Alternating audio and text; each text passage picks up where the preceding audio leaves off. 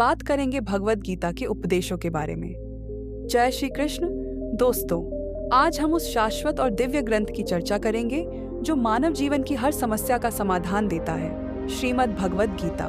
भगवत गीता एक ऐसा महासागर है जिसमें प्रेरणा के अनमोल मोती भरे हैं जो निराश व्यक्ति को जीवन में आशा से भर देते हैं। मेरा पूर्ण विश्वास है कि आप इस चर्चा को अंत तक सुनेंगे और इसके उपदेशों को शांत मन से समझेंगे।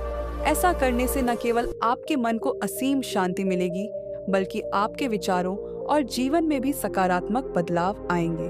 मैं यह गारंटी के साथ कह सकता हूँ कि जो व्यक्ति भगवत गीता के सार को पूरे मन से पढ़ता, सुनता और अपने जीवन में लागू करता है, उसे अपनी हर समस्या का हल मिलेगा और वह अपने जीवन के हर लक्ष्य को प्राप्त कर सकेगा।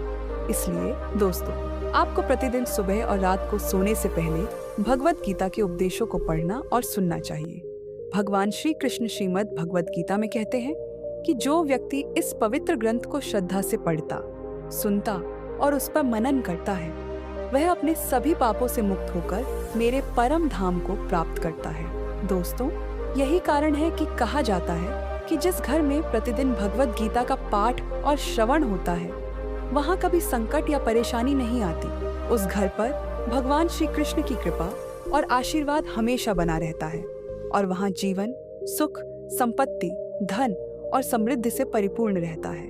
दोस्तों, कुरुक्षेत्र के रण क्षेत्र में महाभारत के भीषण युद्ध की शुरुआत में अर्जुन अपने चारों ओर अपने परिवार, भाइयों, मित्रों और गुरुओं को युद्ध की इच्छा से खड़े देखकर भयभीत हो गए। वे निराश और उदास हो गए।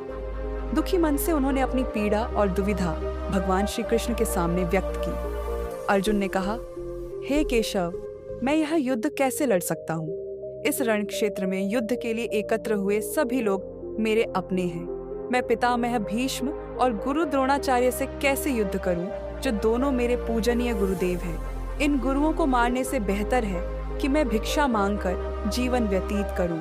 हे मधुसूदन, जिन कौरवों से मैं युद्ध करने जा रहा हूं, वे धृतराष्ट्र के पुत्र मेरे भाई हैं, ये मेरे अपने हैं। इन सब को मारने से बेहतर है कि मैं सन्यासी बन जाऊं। यदि यह युद्ध हुआ तो करोड़ों लोग मारे जाएंगे। उन सैनिकों और योद्धाओं की स्त्रियों का क्या होगा जो इस युद्ध में मारे जाएंगे? नहीं कृष्ण, मैं यह युद्ध नहीं कर सकता। अपने परिवार को नष्ट करके मैं कैसे सुखी हो सकता हूँ? हे कृष्ण, मैं कुछ समझ नहीं पा रहा। मेरा मन भ्रमित हो रहा है, मेरा सिर फट रहा है, मेरे पैर कांप रहे हैं, मेरी त्वचा जल रही है, मेरा गांडीव धनुष मेरे हाथों से फिसल रहा है।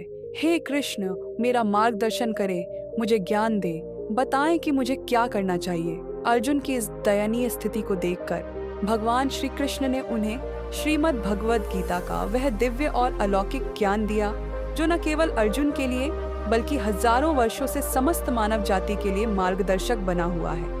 आज के आधुनिक युग में भी भगवत गीता हर मनुष्य के लिए एक पथ प्रदर्शक है। यह एकमात्र ऐसा ग्रंथ है जो मनुष्य को सही जीवन जीने का तरीका सिखाता है।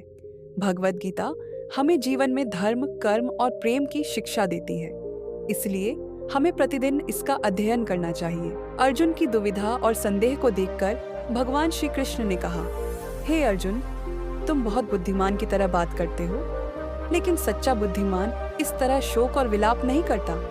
तुम्हारे हाथ में कुछ भी नहीं है, तुम चाहकर भी कुछ नियंत्रित नहीं कर सकते। जीवन और मृत्यु प्रकृति का नियम है। ये सभी लोग वास्तव में मेरे द्वारा ही मारे जाएंगे।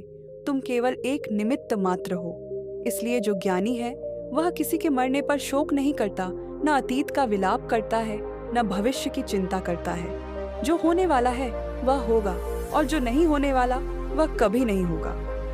यह संकल्प उस व्यक्ति के मन में आता है जिसे कोई दुख परेशान नहीं करता, कोई चिंता नहीं सताती। हे अर्जुन, इस बात की चिंता मत करो कि कौन अपना है और कौन पराया। एक क्षत्रिय का कर्तव्य है कि वह अधर्म करने वाले से युद्ध करे और अपने धर्म की रक्षा करे। कर्तव्य का पालन तुम्हें मोक्ष और मुक्ति देगा। अपने मन के इस मोह को छोड़ दो, वरना सारा संसार तुम्हें निंदा करेगा। आज यदि तुम युद्ध नहीं करोगे तो सारा संसार तुम्हें नपुंसक और कायर कहेगा। यहाँ बात अपने पराये की नहीं, धर्म और अधर्म, सही और गलत की है।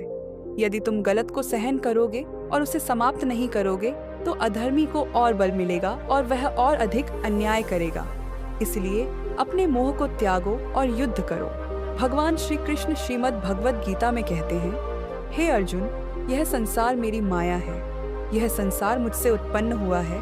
मैं ही इसका पालन करता हूँ और मैं ही इस सृष्टि का संहार करता हूँ। मैं भूत, वर्तमान और भविष्य के सभी प्राणियों को जानता हूँ, लेकिन वास्तव में मुझे कोई नहीं जानता। श्री कृष्ण कहते हैं कि जैसे अंधेरे में प्रकाश की किरण चमकती है, वैसे ही सत्य भी चमकता है। इसलिए मनुष्य को हमेशा सत्य के मार्ग पर चलना चाहिए। मृत्यु एक अटल सत्य है जिसे कभी बदला नहीं जा सकता। जब से यह संसार बना, तब से जन्म और मृत्यु का चक्र चल रहा है। जिस तरह मनुष्य पुराने वस्त्रों को त्याग कर नए वस्त्र धारण करता है, उसी तरह आत्मा पुराने निष्क्रिय शरीर को छोड़कर नया शरीर धारण करती है। यह प्रकृति का नियम है। इस सत्य को स्वीकार कर मनुष्य को भय के वर्तमान में जीना चाहिए। बुद्धिमान लोग न मृतकों के लिए शोक करते हैं, न जीवितों से मोह रखते हैं, क्योंकि वे जानते हैं कि जो मर गया वह फिर जन्म लेगा और जो जीवित है वह एक दिन अवश्य मरेगा। श्री कृष्ण कहते हैं,